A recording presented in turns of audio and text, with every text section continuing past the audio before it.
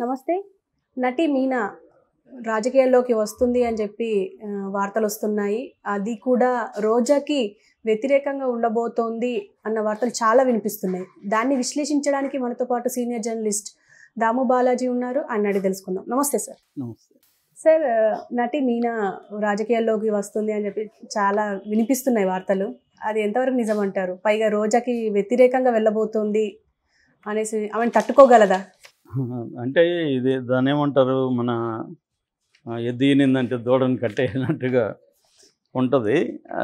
బేసిక్గా అంటే అదొకటి. రెండోది నిప్పులేందో పొగరాదు అన్నట్టుగా మొన్న ఒక సంఘటన జరిగింది. అదేంటంటే ఢిల్లీలో పొంగల్ అంటారు కదా, మన తమిళ్లో సంక్రాంతిని పొంగల్ అంటారు వాళ్ళు. అటువంటి పొంగల్ ఉత్సవం జరిగింది ఢిల్లీలో. ఎల్ మురుగన్ అని తమిళనాడు నుంచి కేంద్ర మంత్రి, ఆయన సమాచార మత్స్యశాఖ పశుసంవర్ధక శాఖ మంత్రి. ఆయన కండక్ట్ చేశాడు పొంగల్ని. దానికి పిఎం అటెండ్ అయ్యారు, మన నరేంద్ర మోడీ, చాలామంది మంత్రులు సీనియర్ నాయకులు అటెండ్ అయ్యారు. దానికి ప్రత్యేక ఆహ్వానితురాల్లాగా మీనాని పిలిచారనమాట. అక్కడ ఆ ఫంక్షన్లో కూడా మోడీ మీనాకు అట్మోస్ట్ ఇంపార్టెన్స్ ఇచ్చాడు. దాంతో ఒకసారిగా ఎందుకు ఇంపార్టెన్స్ ఇస్తున్నాడు? మామూలుగా మోడీ స్థాయి వాళ్ళు ఊరికే ఎవరికేం ఇంపార్టెన్స్ ఇవ్వరు.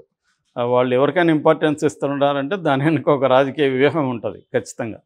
సో అందుకని ఇక్కడ కూడా అప్పుడు మన ఎన్టీఆర్ని కలిసేసిపోయాడు అమిత్ షా. అంటే వాళ్ళు ఏదో ఒక ఫీలర్ను పంపించడానికి అలా చేస్తుంటారనమాట. ఒక సింబాలిక్ ఇది జెస్చర్ అంటాం.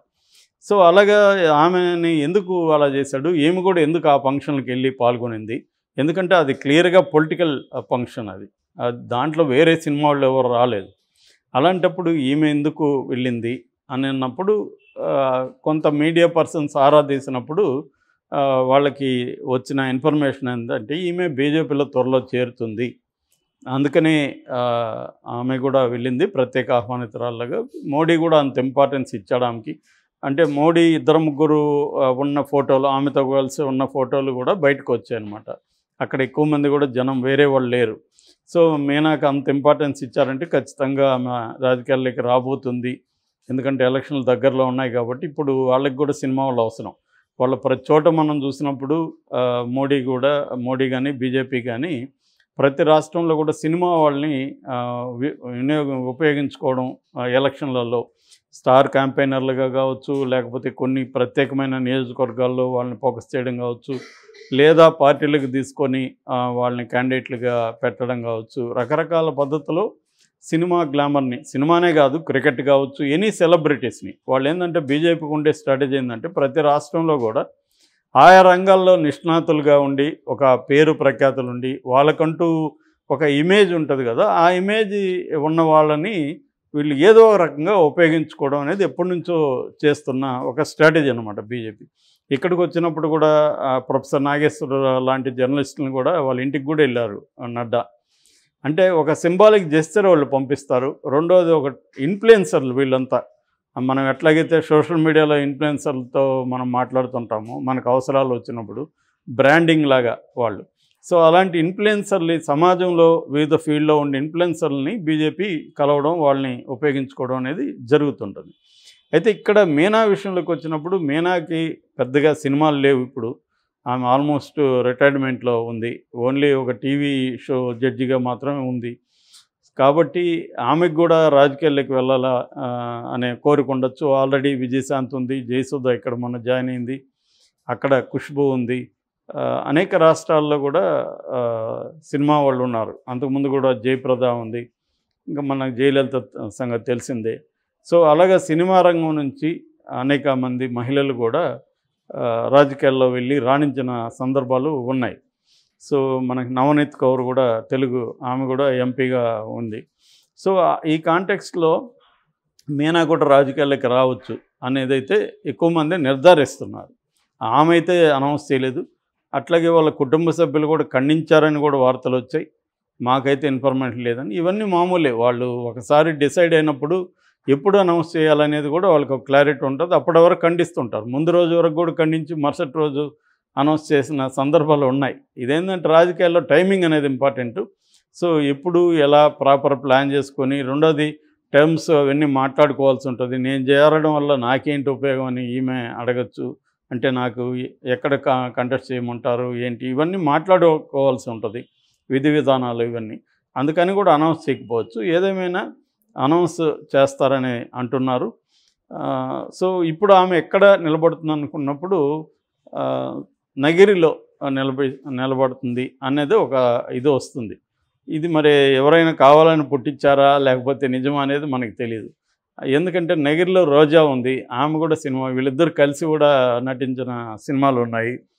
సో ఆమె కానీ పోటీగా నిలబడితే మీనా ఆ స్థాయిలో మాట్లాడుతుందా లేదంటే ఎవరు కూడా రోజా స్థాయిలో మాట్లాడలేరు.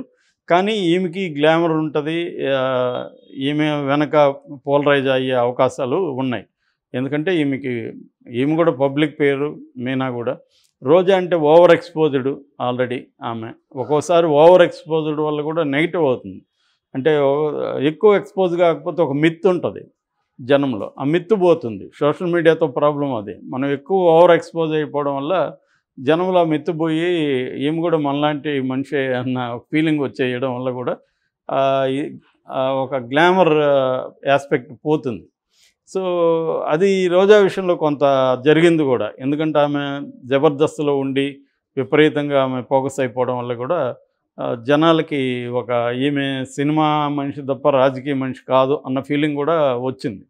అది ఆ నెగిటివిటీ కూడా ఉంది.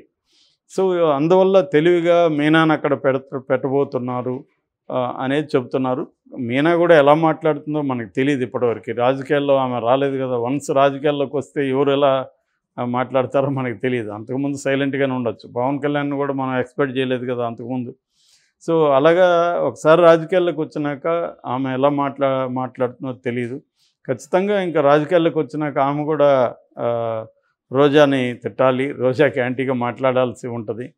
అది కానీ జరిగితే ఇంట్రెస్టింగ్గా అయితే ఉంటుంది. ఎందుకంటే అసలు రోజాకి ఈసారి సీట్ ఇస్తారా లేదా, ఇస్తే నగిరిలో ఇస్తారా, కుప్పంలో ఇస్తారా, ఇట్లా రకరకాల ఊహాగానాలు ఉన్నాయి. ఎందుకంటే ఇప్పటి వరకు ఆ లిస్టులో ఆమె పేరు లేదు. ఇప్పుడు ఫైనల్ లిస్టు ఈరోజు రేపు అంటున్నారు, జగన్ ఫైనల్గా టచెస్ చేస్తున్నాడని. అందులో రోజా పేరు కూడా ఉంటుందా ఉండదా అనేది చూడాలి.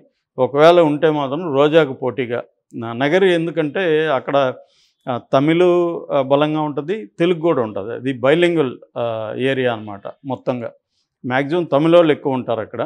సో అక్కడ దించే అవకాశం ఉంది. సో ఇక మీనా బ్యాక్గ్రౌండ్ విషయానికి వస్తే, మీనా వాళ్ళ ఫాదరు దురైరాజ్, ఆయన తెలుగువాడే, సెటిల్డ్ ఇన్ చెన్నై. వాళ్ళ అమ్మ రాజమల్లిక, ఆమె కన్నూర్ అని కేరళ ఆమెది. ఆమె సెటిల్డ్ ఇన్ చెన్నై. ఆమె తమిళ యాక్ట్రెస్ కూడా రాజమల్లిక. సో అలాగా ఒక తెలుగు ఒక మలయాళీ కుటుంబం సెటిల్డ్ ఇన్ చెన్నై. అటువంటి ఒక మల్టీలింగ్వల్ కుటుంబం అని చెప్పుకోవచ్చు ఈమెది.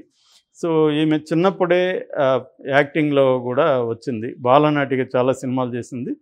సో ఈమె ఒక బర్త్డే ఫంక్షన్లో శివాజీ గణేషన్ ఈమెను చూసి, ఈ అమ్మాయి చాలా క్యూట్గా ఉంది అని చెప్పి తను నటించుతున్న నింజంగల్ అనే ఒక సినిమా 1982లో, ఈమె పుట్టింది వచ్చి 75.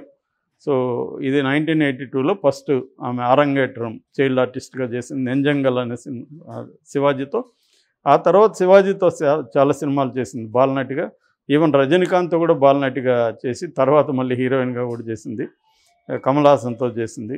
అలాగా బాలనటిగా చాలా సినిమాలు చేసిన తర్వాత హీరోయిన్గా నవయుగం 90లో మన రాజేంద్ర ప్రసాద్తో తెలుగులో చేసింది. అదే టైంలో ఒరు పుదియ కాదులని ప్రభురాజ్ అనే ఒక హీరోతో తమిళ్లో కూడా కొత్త, అప్పట్లో ప్రభురాజ్ ఫస్ట్ టైం హీరో అనమాట, డెబ్యూ.